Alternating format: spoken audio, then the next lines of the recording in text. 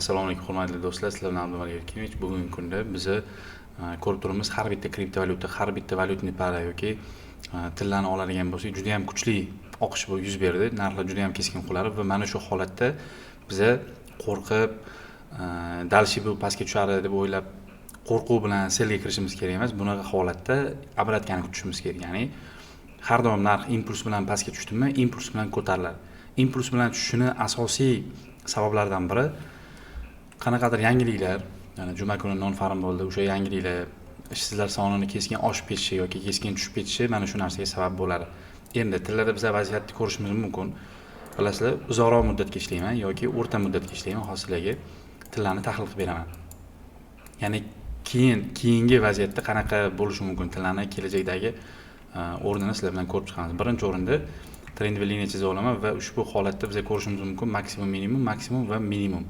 Minimumlarni yangilab ketgan. Bu holatimiz kanal ichidagi bitta holat deylar va hozirlarga yana bitta chiroyli narsani ko'rsataman. Mana bu holatda RSI degan indikatorimiz bor. Ya'ni Relative Stretch Index. Bu indeks bizda bozor haddan tashqari tushib ketganini yoki haddan tashqari ko'tarilib ketganini bizga ko'rsatib beradi. Aynan bu 70 ga yoki 30 ga kelgan paytda sotib olishimiz kerak emas. Bu holatda ikki xil vaziyat bo'ladi. Birinchisi divergensiya, ikkinchisi konvergensiya. Hozir biz ko'rib turgan holatimizda konvergensiya holati yuz bergan. Bu video, bu strategiya haqida, bu indikator haqida YouTube'ga ham videolarimni joylashtirganman. Bemalol kirib ko'rib olsanglar bo'ladi. Endi ko'radigan bo'lsanglar, o'rtoqlar, birinchi o'rinda mana hashtorga o'tib olamiz. Minimumlarni keskin yangilab ketmoqda. Minimumlarni hammasini yangilab o'zi tushadigan joyga tushib bo'ldi deb o'ylaymiz mana. Hozirga ko'rsatib beraman. Mana bu minimumni hisoblab ko'ramiz. Mana bu minimumni, bu minimum yangilab ketdi. Ya'ni narx hozir bu minimumga nisbatan ancha pastda. Bu holat sizlarni qo'rqitishi mumkin, lekin bu yerda bizni bozor kuchi tugab borganini, tez orada razvorat bo'lishi mumkinligini birgina holat bilan ko'rib olsak bo'ladi. Ya'ni mana kresikni olaman. Mana shu kresikni chizig'iga e'tibor beringlar. Birinchi holatda mana. Mana buni ro'parasi mana bu. To'g'rimi? Mana buni ro'parasi mana bu. Endi mana shu holatda ikkita minimumga qo'yamiz. Birinchisi mana bunga minimumga mana narx liniyasini olib kelib qo'ydim. Ikkinchi holatda pastdagi indikatorga olib keldim. Mana kattaroq qilib ko'rsataman sizlarga ko'rinishi uchun. Endi bozorda shunaqa holat bor. Haddan tashqari narx tushib ketganini va razvorat bo'lishini bizga ko'rsatib beradi. Bu holatda ham xuddi shunaqa vaziyat bo'lib turibdi va bu H4 da 4 soatlik time frame da. Juda katta ehtimol bilan dushanba kuni bozor ochilgandan so'ng kelayotgan hafta hamma ideyalarimiz bayga qaratilishi kerak. Ya'ni narx yuqoriga harakat qiladi. Chunki hamma likvidlarni oldi, hammani stop losslarini yig'ishtirdi. Bozordagi krupniy zo'r kirilgan, eng zo'r ana idealniy tochka vhodlarni ham bu stop lossni olib ketdi. E'tibor qilgan bo'lsanglar, tushunadigan odamlar buni ko'rdi mana. Minimumni yangilab ketdi, indikatorni yangila olmadi. Demak, kuchli divergensiya holati mavjud. Bundan tashqari kanal ichida turibdi va kichkinaroq taymga o'tadigan bo'lsa, bizlar kichkina taymda ham ichki agar struktura buzilishi bilan biz buy bitimini amalga oshirsak bo'ladi. Hozir o'zim ham shuni kutib turibman.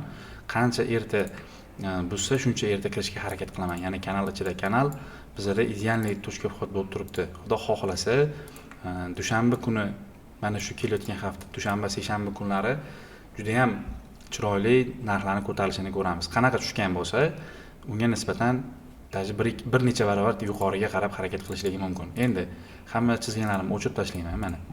Mana indikatorni ham o'chirib qo'yaman. Bu order bloklarni ko'rsatib turadigan indikator. Endi qaranglar. Umumiy holatda bozor pastga qarab harakat qildi. Bu bir kunlikda va agar bir kunlik yoki bir oylik time framelarni o'sha bir oylik muddatda oladigan bo'lsak, o'rtoqlar, umumiy harakat tillarning narxi mana necha yillardan beri har bitta atkatdan so'ng ancha-muncha tepaga uchgan.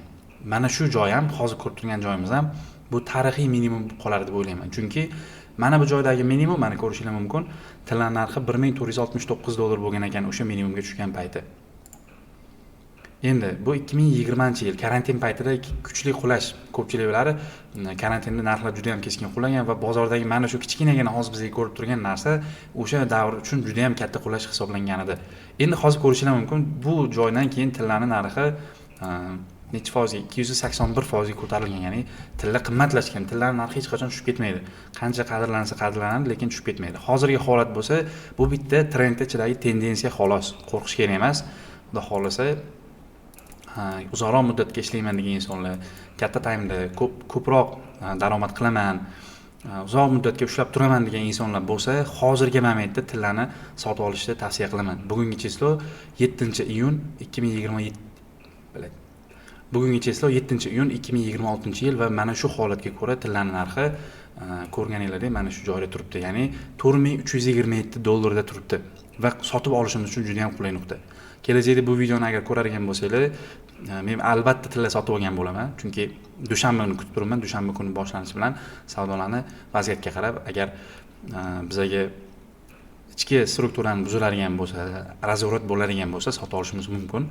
Va bitta narsani esdan chiqarmanglar, menga ishonib, yana bor pulinglarni tillarga tikib o'tirmanglar. Bu hech qanaqa moliyaviy maslahat emas. Bu shunchaki o'zimni investitsiya qilib borayotganimni shunchaki o'zim uchun YouTube'ga joylab qo'yibman. Agarda kimda-kim mana shu narsa orqali ko'rib, o'zini ideyasi bilan savdo qilib foyda qiladigan bo'lsa, bu narsadan xursand bo'laman. Xudo xolasa keyingi videolarda ko'rishamiz. Qaysi valyutniy para yoki qaysi kriptovalyuta, qaysi instrumentni tahlilini ko'rishni xohlasanglar, izohlarga yozib qoldiringlar. Ushbu videoni tillarda savdo qiladigan o'rtoqlarga ham yuborib qo'yinglar. Salomat bo'linglar. Keyingi videolarda ko'rishguncha.